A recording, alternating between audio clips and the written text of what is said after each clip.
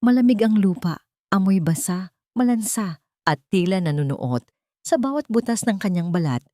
Naramdaman ni Elena ang unang bagsak ng lupa sa kanyang pisngi.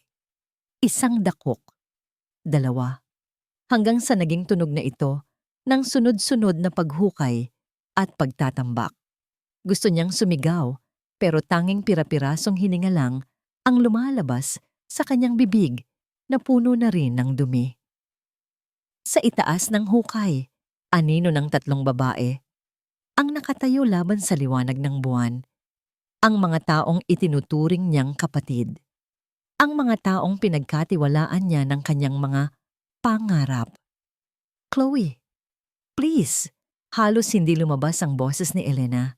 Ang bawat salita ay parang kutsilyong sumasaksak sa sarili niyang lalamunan. Isang malutong na tawa ang sumagot sa kanya. Iyon ang tawa ni Chloe Valderrama, ang babaeng binihisan niya, tinulungan sa mga aralin, at minahal na parang tunay na pamilya. Masyado kang mabait, Elena. At sa mundong ito, ang mga taong tulad mo ay tinatapak-tapakan lang. Isang malakas na sipa ng lupa ang tumama sa kanyang mata. Napapikit si Elena sa hapdi. Sa dilim ng kanyang pagpikit, biglang nagbalik ang alaala ng hapong yon sa Cavite. Ang hapon kung kailan akala niya ay simpleng outing lang ito ng kanilang magkakaibigan. Sariwa pa sa kanyang isip ang ngiti ni Chloe habang inaabot sa kanya ang isang baso ng juice. Para sa friendship natin, Elena, sabi nito noon. Naniwala siya. Uminom siya. At iyon na pala ang huling pagkakataon na makakaramdam siya ng kaligtasan. Ngayon, habang unti-unting nilalamon ng lupa ang kanyang katawan, napagtanto ni Elena ang lahat. Ang pagkawala ng mga dokumento sa kanilang paaralan, ang mga maling paratang sa kanya, at ang biglang pagkakasunog ng maliit na bahay ng kanyang mga magulang sa Cavite. Lahat ng yon ay hindi aksidente. Bakit? Iyon lang ang tanging tanong na umiikot sa kanyang isipan. Dahil sa gabal ka, Elena, sagot ni Chloe, na tila naririnig ang iniisip niya. Masyado kang maraming alam tungkol sa pamilya namin. At ang isang tulad mong ampon lang, walang karapatang humawak ng alas laban sa amin. Isang malaking tipak ng lupa ang bumagsak sa kanyang dibdib. Nawalan siya ng hangin. Ang sakit ng pagkakakianat ay mas matindi pa kaysa sa bigat ng lupang itinatambak sa kanya. Mas masakit pa sa mga pasa sa kanyang braso. Naalala niya ang kanyang mga magulang sa Cavite, ang kanilang mga ngiti, ang kanilang mga yakap. Sila na tanging nagparamdam sa kanya na siya ay mahalaga. Kahit hindi nila siya kadugo. Nasaan na sila? Buhay pa ba sila sa gitna ng apoy na yon? Ang kaisipang iyon ang nagbigay sa kanya ng huling lakas. Sinubukan niyang igalaw ang kanyang mga kamay, pero nakatali ang mga ito. Sinubukan niyang sumipa, pero lalong bumabaon ang kanyang katawan sa malambot na putik. Sana mabulok ka rito, Elena Cruz. Huling narinig niyang sabi ni Chloe. Dito ka nararapat, sa ilalim ng lupa, nakalimutan, wala. Narinig niya ang tunog ng sasakyang papalayo. Katahimikan. Pagkatapos ay ang tunog ng ulan, malakas na ulan na tila nakikiramay sa kanyang huling hininga. Ang bawat patak ng ulan ay nagpapabigat sa lupang nakatambak sa kanya. Parang semento na unti-unting tumitigas. Tinatanggalan siya ng espasyo para huminga. Unti-unti, ang liwanag ng buwan na kanina ay nakikita pa niya sa maliit na siwang ay naglaho. Dilim. Isang nakabibing dilim. Dito na ba matatapos ang lahat? Sa isang hukay, sa gitna ng kawalan, pinatay ng mga taong minahal niya. Pumatak ang huling luha sa gilid ng kanyang mata. Humahalo sa dumi at ulan. Ngunit sa gitna ng kawalan ng pag-asa, sa gitna ng papalapit na kamatayan, may narinig siyang kakaiba. Hindi ito tunog ng ulan. Hindi rin ito tunog ng hangin. Kaluskos, isang mabigat na yabag sa ibabaw ng kanyang libingan. At pagkatapos, ang tunog ng isang bakal na tumatama sa lupa. Klang, may naghuhukay, May taong bumalik. Sino ito? Si Chloe ba? Para siguraduhing patay na siya. O ang kamatayan na mismo ang kumakatok. Hindi na makahinga si Elena. Ang kanyang paningin ay nagdidilim na ng tuluyan. Sa huling sandali bago siya mawalan ng malay, naramdaman niya ang isang matigas at magaspang na kamay na humahawak sa kanyang malamig na daliri sa ilalim ng putik. Huwag kang bibitaw. Iha, nandito na ako. Isang boses, paos, mababa. Pero puno ng isang bagay na akala ni Elena ay wala na sa mundong ito. Awa. Idinilat ni Elena ang kanyang mga mata, ngunit tanging kadiliman pa rin ang kanyang nakita. Patay na ba ako? Bulong niya sa kanyang isip. Ngunit ang hapdi sa kanyang mga gasgas at ang mabigat na pakiramdam sa kanyang dibdib ay nagpaalala sa kanya. Buhay pa siya. Humihinga pa siya. Naririnig niya ang tunog ng tilaok ng manok sa malayo at ang mahinang pagpalo ng ulan sa bubong na yari sa luma at kinakalawang na yero.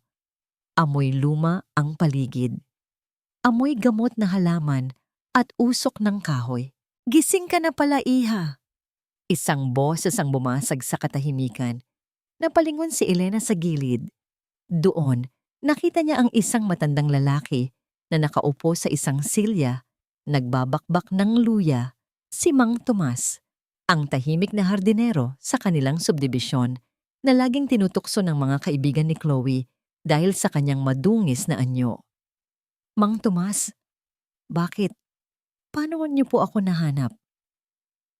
Mahina ang boses ni Elena, tila galing sa ilalim ng lupa. Tumayo ang matanda at lumapit sa kanya. Bit-bit ang isang basong maligamgam na tubig. Huwag ka munang masyadong magsalita. Inobserbahan kita buong gabi.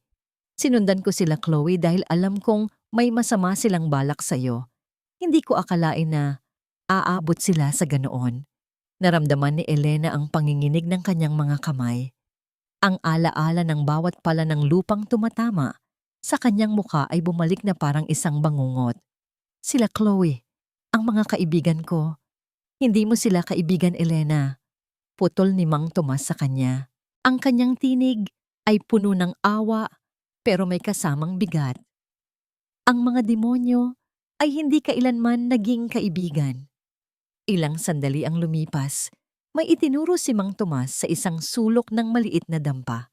Isang maliit at lumang telebisyon na maingay ang sagap.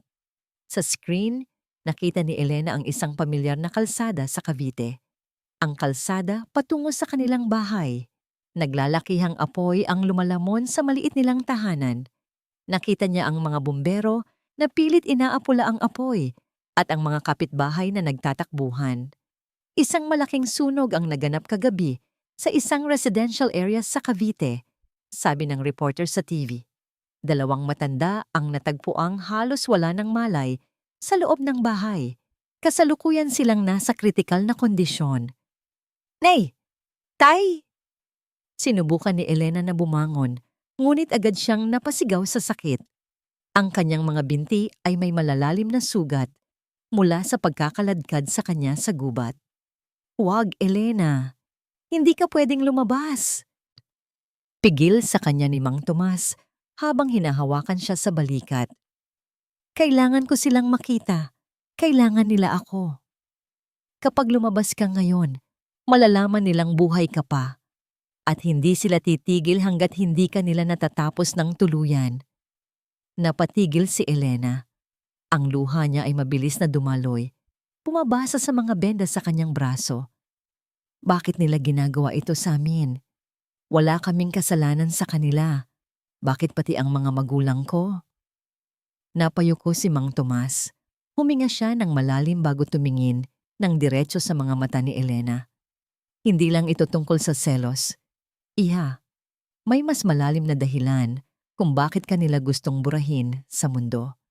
Ang mga magulang mo, ang mga nag-ampon sa'yo, alam nila ang isang lihim na matagal nang itinatago ng pamilya Valderrama. Nanlaki ang mga mata ni Elena. Anong lihim? Hindi pa ito ang tamang oras, Elena. Sa ngayon, Kailangan mong magpalakas. Kailangan mong mamatay sa paningin ng mundo para muli kang mabuhay bilang ibang tao. Tumingin si Elena sa isang maliit at basag na salamin sa dingding. Hindi niya nakilala ang sarili. Puno ng dumi ang kanyang mukha, mamaga ang kanyang mga mata, at ang kanyang buhok ay puno ng tuyong putik at damo. Naalala niya ang tawa ni Chloe habang itinatambak ang lupa sa kanya. Sana mabulok ka rito, Elena Cruz. Isang kakaibang pakiramdam ang unti-unting lumalaganap sa puso ni Elena. Hindi na ito takot. Hindi na ito pagkalito. Ito ay isang malamig at matalim na puot. Kinuha ni Elena ang isang gunting na nasa tabi ng mga gamot ni Mang Tomas. Iha, anong gagawin mo?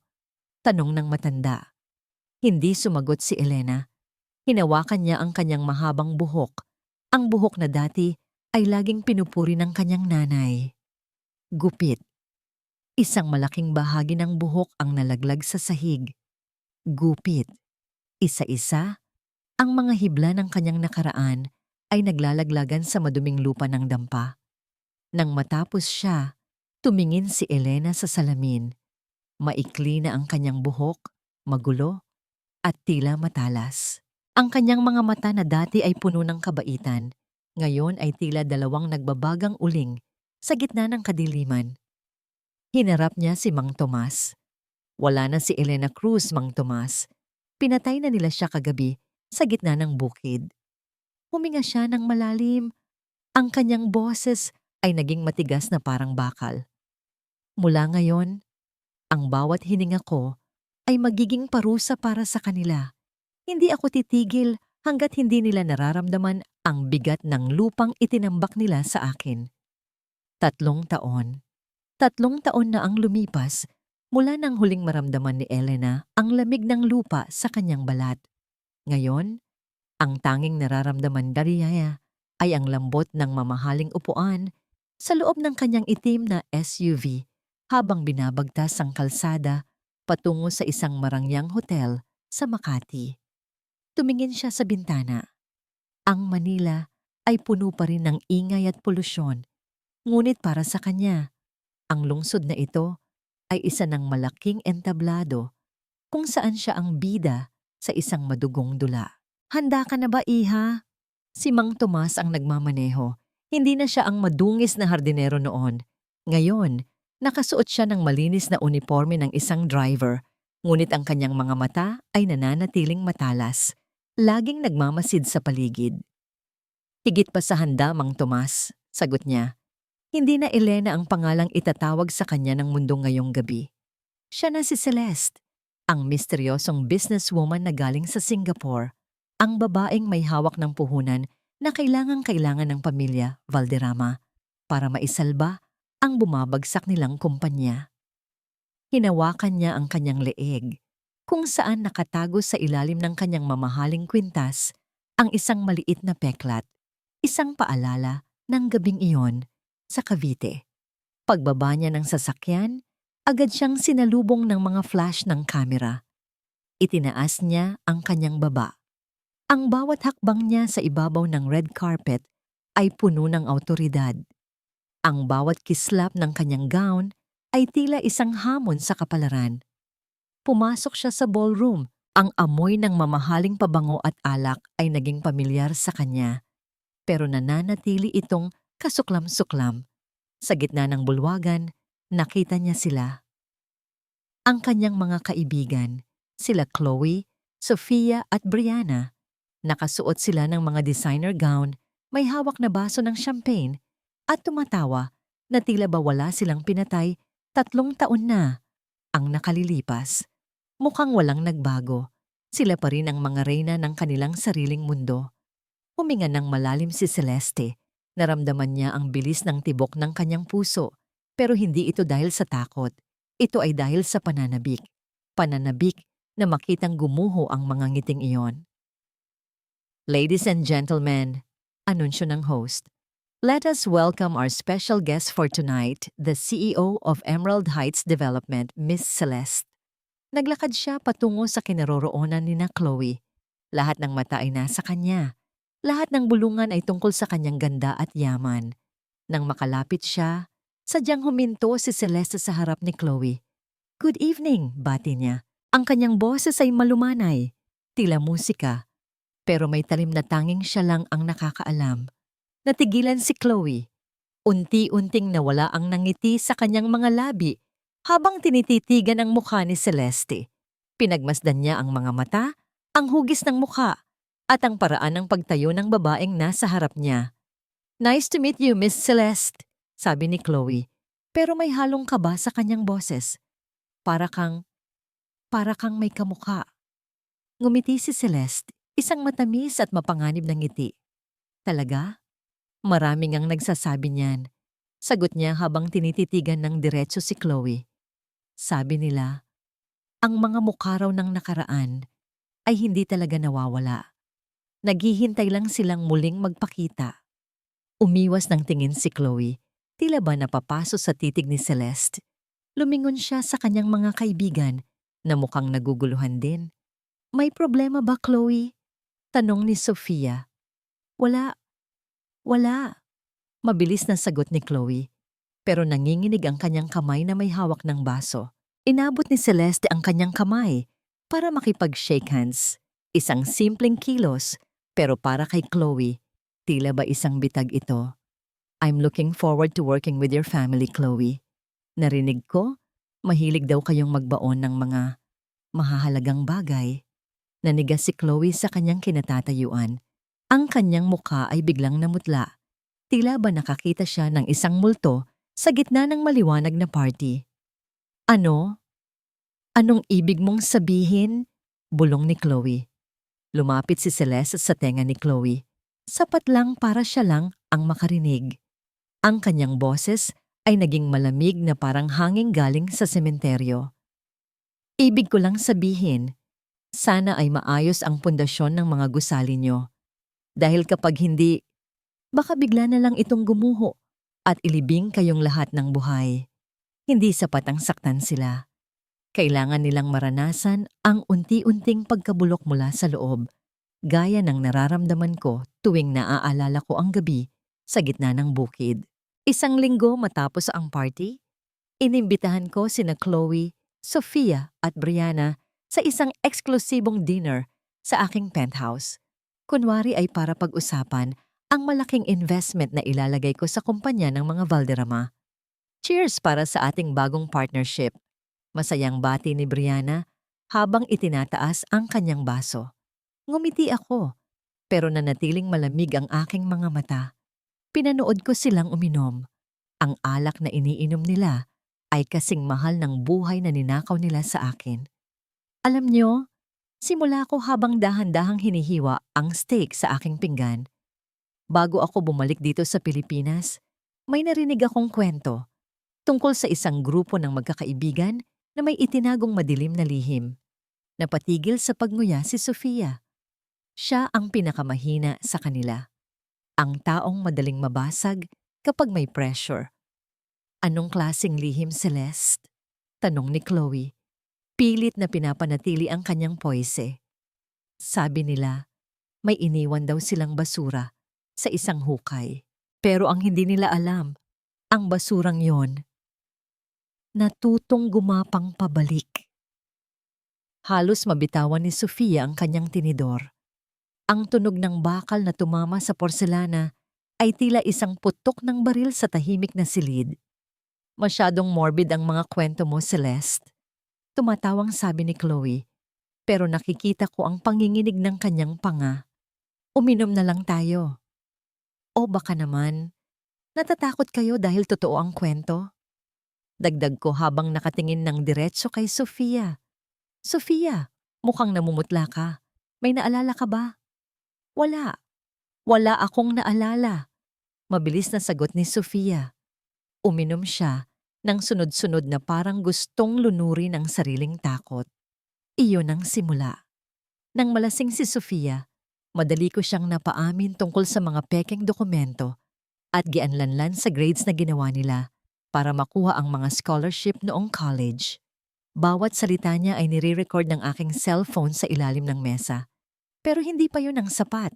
Kinabukasan, gamit ang dahilan ng aming partnership, nagpunta ako sa opisina ni Mr. Valderrama, ang tatay ni Chloe. Alam ko ang schedule niya. Alam ko kung kailan siya wala sa kanyang opisina. Miss Kiss Celeste, may kailangan po ba kayo? Tanong ng secretary. May naiwan akong folder kahapon sa mesa ni Mr. Valderrama. Ako na ang kukuha. Huwag mo na akong abalahin. Utos ko, sa tono na hindi pwedeng baliin. Pumasok ako sa loob at mabilis na nilock ang pinto. Ang bawat tibok ng puso ko ay parang martilyo. Kailangan kong bilisan.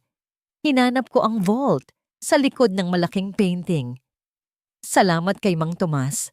Nakuha ko ang code mula sa isang lumang listahan na itinago niya. 1219. Ang petsa ng kamatayan ng aking mga tunay na magulang.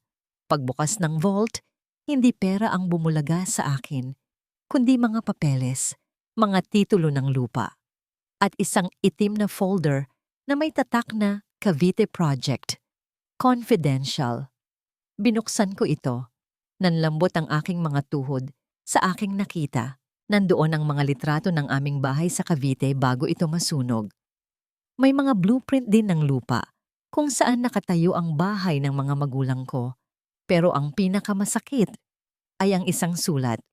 Isang utos na pirmado ni Mr. Valderrama. Burn the house, make it look like an accident. The girl must not survive. Naramdaman ko ang pag-init ng aking mga mata. Hindi ito luha ng lungkot, kundi luha ng nag-aapoy na galit. Pinatay nila ang mga nag-ampon sa akin para lang sa lupang kinalalagyan namin. Kinuha ko ang cellphone ko at mabilis na kinuha ang mga litrato ng bawat pahina. Hayop kayo! Bulong ko. Lahat kayo. Pagbabayaran ito. Mabilis kong ibinalik ang lahat at lumabas ng opisina. Habang naglalakad ako sa hallway, nakasalubong ko si Chloe. Celeste, anong ginagawa mo rito? Tanong niya, puno ng hinala. Inayos ko lang ang ilang detalye sa investment natin, Chloe. Sagot ko habang mahigpit na hawak ang aking bag. Sige, mauna na ako. May mahalaga pa akong pupuntahan. Umuwi ako sa aking apartment. Pagod na pagod, pero puno ng determinasyon. Inilapag ko ang aking bag at pumasok sa banyo para maghilamos. Ngunit nang lumabas ako, tumigil ang mundo ko. Bukas ang pinto ng aking study room at doon, nakatayo si Chloe sa gitna ng silid. Hawak niya ang isang lumang litrato na nakalagay sa ibabaw ng aking desk. Isang litrato ni Elena Cruz noong bata pa siya, kasama ang kanyang mga magulang sa Cavite. Dahan-dahang humarap si Chloe sa akin. Ang kanyang mukha ay puno ng galit at takot. Sino ka talaga? Sigaw ni Chloe. Saan mo nakuha ang litratong ito? Bakit mo itinatago ang mukha ng babaeng pinatay na namin? Nanginginig ang mga kamay ko habang hawak ang manibela. Hindi ito dahil sa lamig ng aircon ng sasakyan, kundi dahil sa bigat ng konsensyang 3 dekada ko ng pasan. Mula sa malayo, pinagmamasdan ko ang mansyon ng mga Valderrama. Ang kislap ng mga ilaw doon ay tila mga mata ng demonyong nagbabantay sa kanilang mga ninakaw na kayamanan. Patawad, Elena. Patawad, Don Roberto. Bulong ko sa hangin. Dapat ay noon ko pa ginawa ito. Dapat nung gabing masunog ang mansyon ng mga tunay na magulang ni Elena, hindi ako tumakbo. Pero natakot ako. Isang mahirap na tsuper lang ako noon. Ano ang laban ko sa kapangyarihan ng mga Valderrama? Ngunit ngayong gabi, hindi na ako papayag na saktan nila muli ang batang itinuring kong sariling apo. Bumaba ako sa sasakyan at naglakad sa madilim na bahagi ng bakod. May kailangan akong makuha. Isang ebidensyang ibinaon ko sa ilalim ng lumang puno ng mangga sa likod ng kanilang property bago nila ako tuluyang pinalayas noon. Habang naghuhukay ako, gamit ang isang maliit na bareta, nakarinig ako ng kaluskos. Sino yan? Isang boses ng lalaki ang bumasag sa katahimikan. Nanigas ako. Ang liwanag ng isang flashlight ay tumama sa aking mukha. Hoy! Ang matandang hardinero, sigaw ng isang security guard. Anong ginagawa mo rito? Magnanakaw. Sinubukan kong tumakbo, pero mabilis nila akong naabutan. Dalawang lalaking malalaki ang humablot sa aking braso. Bitawan niyo ako. Wala akong ginagawang masama. Dalhin ito sa loob. Tawagan si Ma'am Chloe. Itinalon nila ako sa semento. Ramdam ko ang sakit ng aking mga tuhod. Maya-maya pa, lumabas si Chloe. Nakasuot siya ng pantulog na seda, pero ang kanyang muka ay puno ng puot. Mang Tomas? Sabi ni Chloe habang nakangisi ng nakakaloko. Anong ginagawa mo sa property namin sa ganitong oras? At bakit may hawak kang bareta? Wala kang pakialam, Chloe. Sagot ko habang pilit na tumatayo. May pakialam ako dahil magnanakaw ka. O baka naman, inutusan ka ng Celeste na yan. Lumapit siya sa akin at hinawakan ng mahigpit ang aking panga. Sino ba talaga siya? Bakit magkasama kayo? Hindi ako sumagot. Dinuraan ko siya sa paanan. Isang malakas na sampal ang dumapo sa aking mukha. Nahilo ako sa lakas niyon. Bugbugin niyo yan hanggang sa magsalita. Utos ni Chloe sa kanyang mga tauhan. Ngunit bago pa sila makasuntok, isang malakas na busina ang umalingaw-ngaw sa tapat ng gate. Isang itim na SUV ang humarurot papasok. Muntik nang masagasaan ang mga guard. Bumaba si Celeste, hindi si Elena. Ang kanyang mukha ay parang yelo, malamig at nakakatakot. Bitawan niyo siya, sigaw ni Elena. Celeste, anong karapatan mong pumasok dito? Hamon ni Chloe. Naglakad si Elena ng diretso kay Chloe. Hindi siya kumukurap. Lumuwa ang mga mata ng mga bodyguard nang makita nilang may hawak siyang cellphone na naka-on ng video call. I am on a live call with the district commander of the police, Chloe. Seryosong sabi ni Elena. Ang lahat ng ginagawa niyo sa matandang ito ay napapanood ng batas. Torture, kidnapping, assault. Gusto mo bang dagdagan ang listahan ng mga kaso niyo? Napaatras si Chloe. Magnanakaw siya. Nahuli namin siyang naghuhukay sa bakuran namin. He is my personal driver.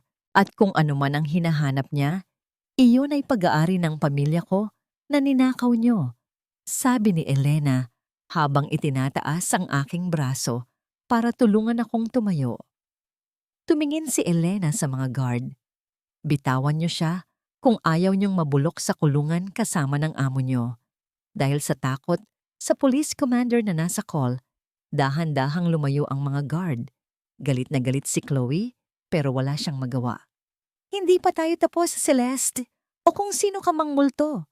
Sigaw ni Chloe habang papaalis kami. Nang makasakay na kami sa sasakyan, hindi ko na napigilan ang aking pag-iyak. Patawad, iha. Naging pabigat pa ako sa'yo. Sabi ko, habang iniinda ang sakit ng aking katawan. Huwag mong sabihin, yan Mang Tomas. Ikaw lang ang pamilyang meron ako. Sagot niya habang hinahawakan ng kamay ko. Dinala ko siya sa isang ligtas na lugar, isang abandonadong bodega sa labas ng lungsod. Doon, inilabas ko ang isang bagay na matagal ko nang itinatago sa ilalim ng upuan ng sasakyan. Isang maliit na kahon na bakal. Kalawangin na ito at may mga bakas ng sunog. Ano ito, Mang Tomas? Tanong ni Elena. Huminga ako ng malalim. Ito ang dahilan kung bakit gustong-gusto kang patayin ng mga Valderrama. Hindi ka lang basta ampon ng mga krus sa Cavite, Elena. Binuksan ko ang kahon. Sa loob, nandoon ang isang gintong locket na may litrato ng isang magandang babae at isang lalaking mukhang respetado. Kasama rin nito ang isang dokumento, ang orihinal na huling habilin at testamento ni Don Roberto Imperial. Ang mga magulang mo, sila ang tunay na may-ari ng Imperial Land Holdings, ang kumpanyang tinatawag na Valderrama Group ngayon, paliwanag ko.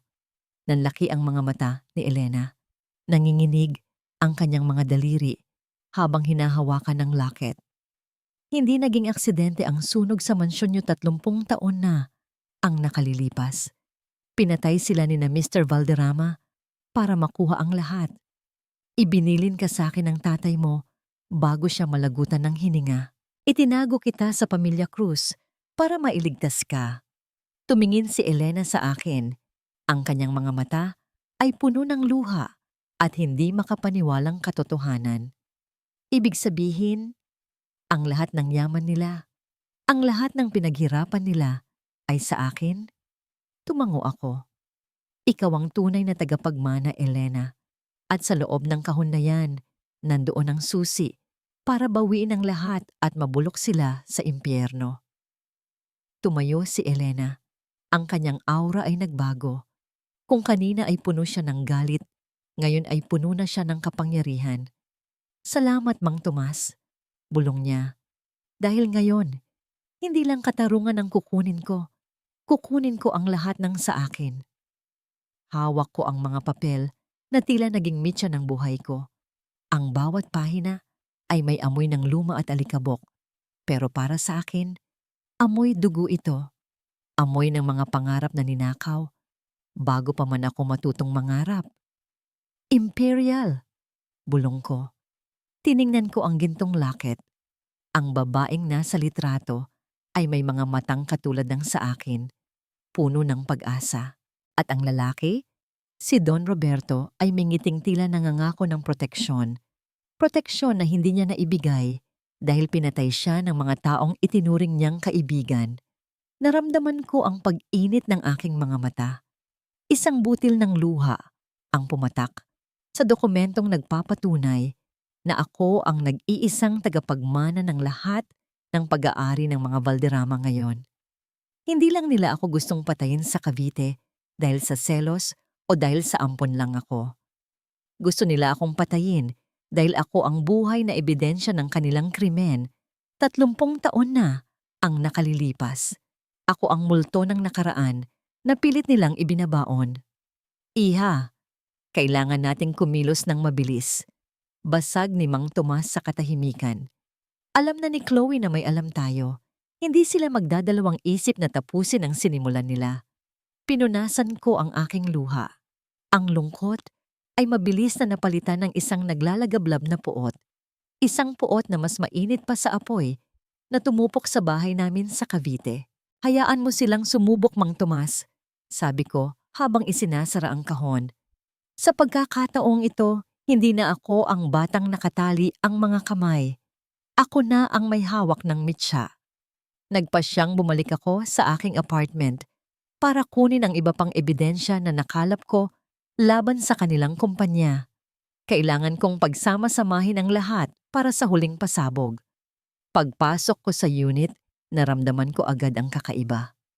Ang hanging galing sa aircon ay tila mas malamig. Ang amoy ng kwarto ay hindi ang dati kong pabango. Amoy ito ng sigarilyo at isang pamilyar na halimuyak ng mamahaling rosas. Dahan-dahan akong naglakad patungo sa aking study room. Ang pintuan ay bahagyang nakabukas. Huminto ang mundo ko nang makita ko ang isang figura na nakaupo sa aking swivel chair, nakatalikod sa akin. Dahan-dahan itong humarap. Si Chloe. Hawak niya ang isang maliit na frame na kanina lang ay nakatago sa ilalim ng aking mga libro. Ang litrato ni Elena Cruz noong siya ay 10 taong gulang pa lang. Suot ang kanyang luma pero malinis na uniforme. Tumingin si Chloe sa litrato tapos ay tumingin sa akin. Ang kanyang mga mata ay nanlilisik, puno ng baliw na kislap. Elena, bulong niya. Ang pangalan ko ay parang lason na lumabas sa kanyang bibig. Hindi ako sumagot. Nanatili akong nakatayo. Matigas ang paninindigan. Kaya pala pamilyar ang boses mo. Kaya pala pamilyar ang paraan ng pagtingin mo, sabi ni Chloe habang dahan-dahang tumatayo. Inilapag niya ang litrato sa mesa at kinuha ang isang gunting na naroon. Akala ko, minalas lang kami noong gabing iyon sa Cavite. Akala ko, sadyang matigas lang ang bungo mo, kaya hindi ka agad namatay. Dagdag niya, habang nilalaro ang talim ng gunting sa kanyang mga daliri. Pero ang hindi ko akalain ay ang kapal ng mukha mong bumalik at magpanggap na isang prinsesa. Lumapit siya sa akin hanggang sa magkatapat na ang aming mga mukha. Nararamdaman ko ang kanyang mainit na hininga. Sino ka sa akala mo, Elena? Akala mo ba, dahil may hawak kang mga lumang papel, mababawi mo ang lahat? Tumawa siya ng malakas, isang tawang puno ng kawalan ng katinuan. Patay na ang mga magulang mo, patay na ang dangal mo, at ngayong gabi, itinutok niya ang dulo ng gunting sa aking leeg. Sisiguraduhin kong hindi ka na makakaalis sa kwartong ito nang humihinga. Nararamdaman ko ang talim ng gunting na nakadiin sa aking balat. Isang maling galaw ko lang, maaaring dumanak ang dugo sa sahig ng sarili kong kwarto. Ngunit hindi ako natatakot. Pagkatapos malibing ng buhay, wala nang anumang talim ang makakapagpanginig sa akin. Sige, ituloy mo, Chloe. Hamon ko sa kanya. Ang boses ko ay kasing lamig ng semento. Saksakin mo ako, pero siguraduhin mong patay ako sa unang baon pa lang dahil kapag hindi, hihilahin kita kasama ko sa impyerno. Natigilan si Chloe. Ang baliw na kislap sa kanyang mga mata ay napalitan ng pag-aalinlangan. Akala mo ba matatakot mo ako? Sigaw niya, pero nanginginig ang kanyang kamay. Hindi kita tinatakot. Binabalaan kita, sabi ko habang dahan-dahang itinatulak palayo ang kanyang kamay. Lahat ng ginagawa mo ngayon ay nakarecord sa hidden camera ng penthouse na ito. Isang pindot ko lang. Ang video na ito ay mapupunta sa bawat news agency sa bansa. Binitiwan ni Chloe ang gunting. Napahakbang siya pabalik, hingal na hingal. Wala kang mapapatunayan. Wala. Tingnan natin, Chloe. Magkita tayo sa grand launch bukas. Doon natin tapusin ang lahat. Kinabukasan, ang Grand Ballroom ng Manila Diamond Hotel ay puno ng pinakamakapangyarihang tao sa bansa. Naroon ang mga politiko, mga negosyante at ang buong pamilya Valderrama na nakasuot ng kanilang pinakamagarang damit. Si Mr. Valderrama ay nakatayo sa entablado, nakangiti habang kinakamayan ang mga investor. Akala nila, ngayong gabi ay opisyal nang papasok ang bilyong-bilyong pisong investment mula sa kumpanya ko. Ladies and gentlemen, simula ni Mr. Valderrama sa mikropono. Tonight, we witness the future of Valderrama Group. Let us watch the presentation of our newest and biggest project. Namatay ang mga ilaw, tumahimik ang paligid. Ang malaking LED screen sa gitna ng entablado ay nagsimulang umilaw. Ngunit hindi blueprint ng gusali ang lumabas. Isang lumang video ang bumulaga sa lahat. Malabo, madilim, pero malinaw ang boses. Burn the house, make it look like an accident. The girl must not survive. Sinundan ito ng mga litrato ng mga orihinal na dokumento ni Don Roberto Imperial, ang huling habilin na nagsasaad na ang lahat ng pag-aari ng mga Valderrama ay kinuha lamang sa pamamagitan ng pandaraya at pagpatay. At ang huli? Ang video ni Chloe, Sofia at Brianna noong gabing iyon sa Cavite. Habang humahalakhak sila, habang tinatambakan ng lupa ang isang humihikbing babae. Ano ito? Patayin niyo yan! Sigaw ni Mr. Valderrama. Ang kanyang mukha ay naging kasing puti ng papel. Bumukas ang mga ilaw. Naglakad ako patungo sa gitna ng entablado. Hindi bilang si Celeste, kundi bilang ang babaeng pinatay nila. 3 taon na ang nakalilipas. Ang katotohanan ay hindi namamatay, Mr. Valderrama. Sabi ko, ang boses ko ay umalingaw-ngaw sa buong ballroom. Hindi ito kayang sunugin ng apoy at hindi ito kayang ibaon sa ilalim ng lupa. Elena?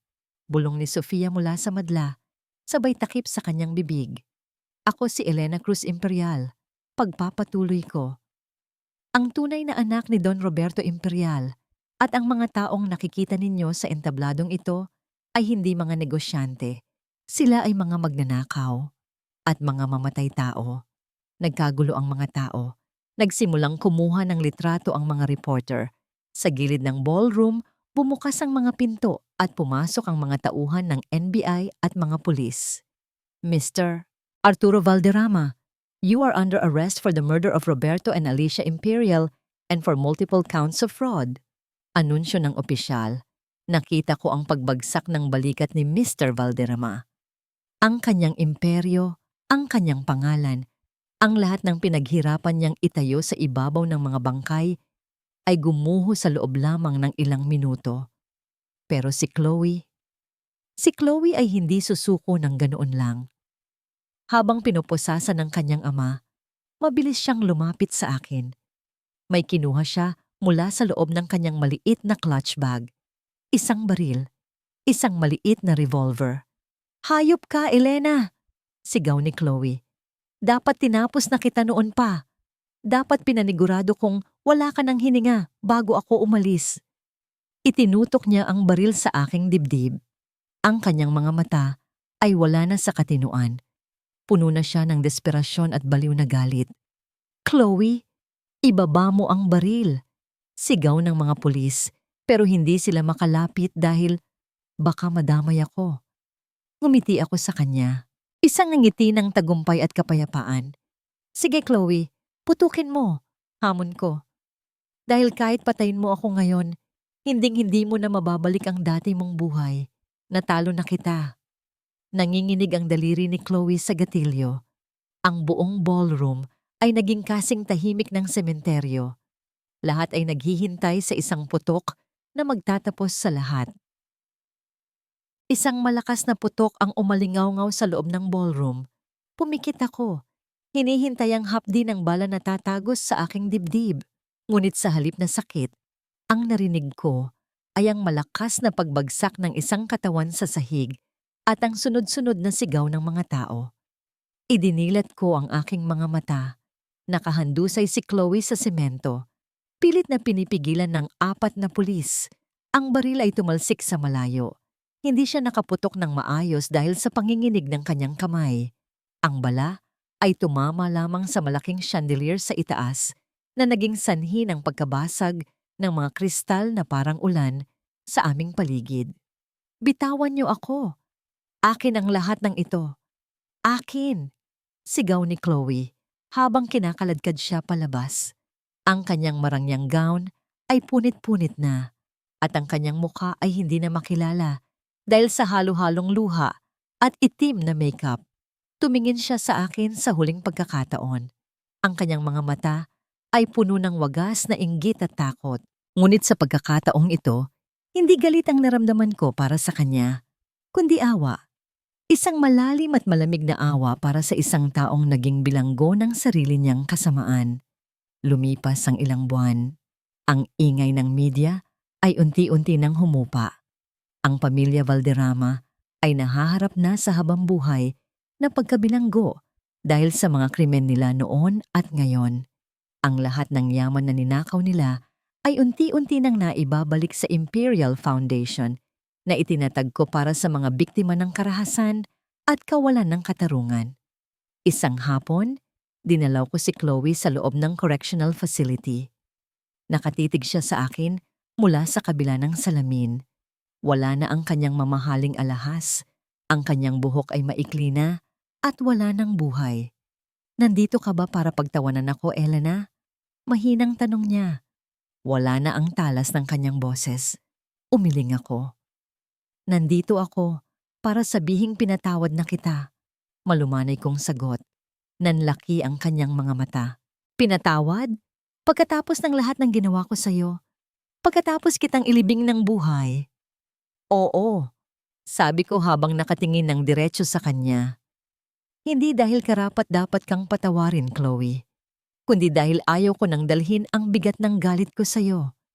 Ang pagpapatawad ko ang magpapalaya sa akin mula sa hukay na ginawa mo para sa akin."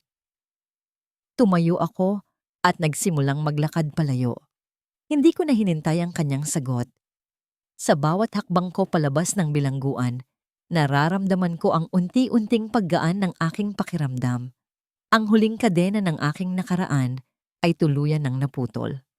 Paglabas ko, sinalubong ako ng maliwanag na sikat ng araw at ang sariwang hangin ng Cavite. Doon ako dumiretso sa aming lumang bahay. Hindi na ito ang sunog na kakahuyan na iniwan ko noon. Ngayon, nakatayo na rito ang isang magandang hardin na puno ng mga bulaklak.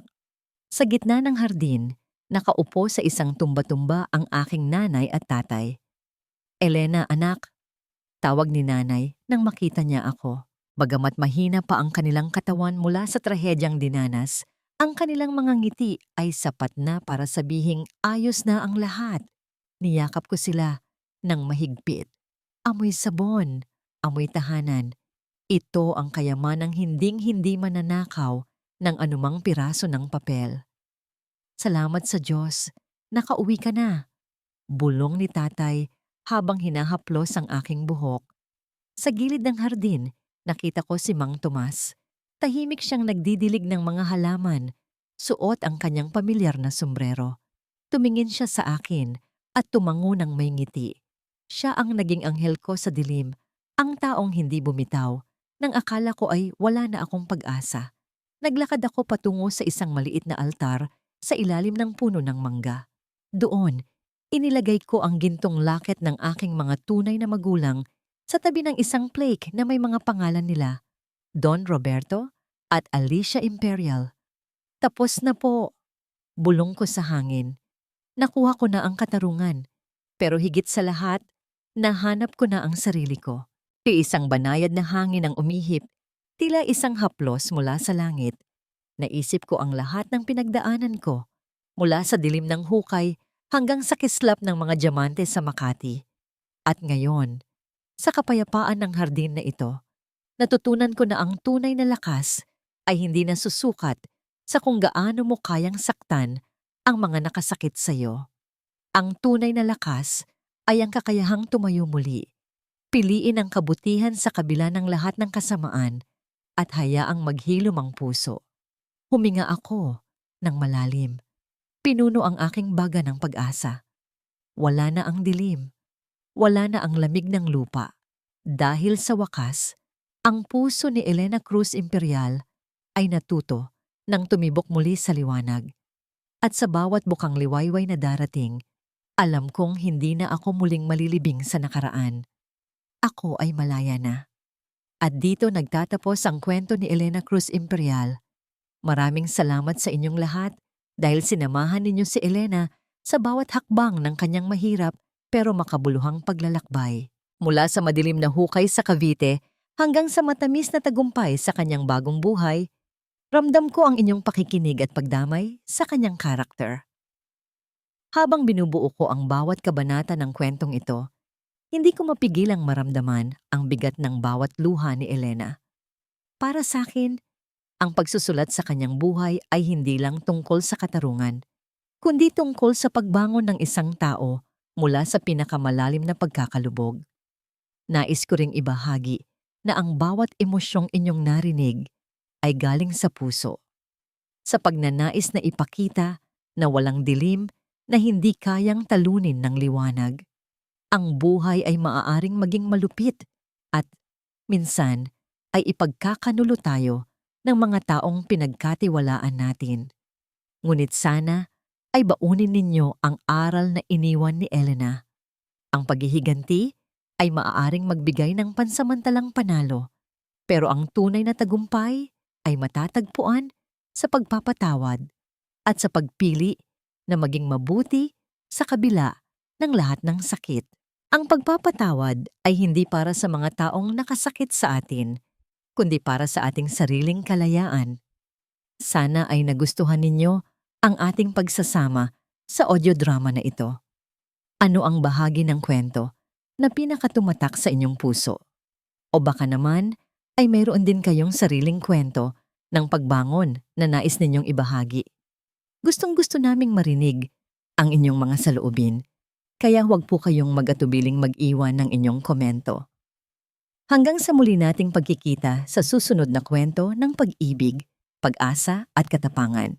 Muli, maraming salamat at pagpalain po kayong lahat.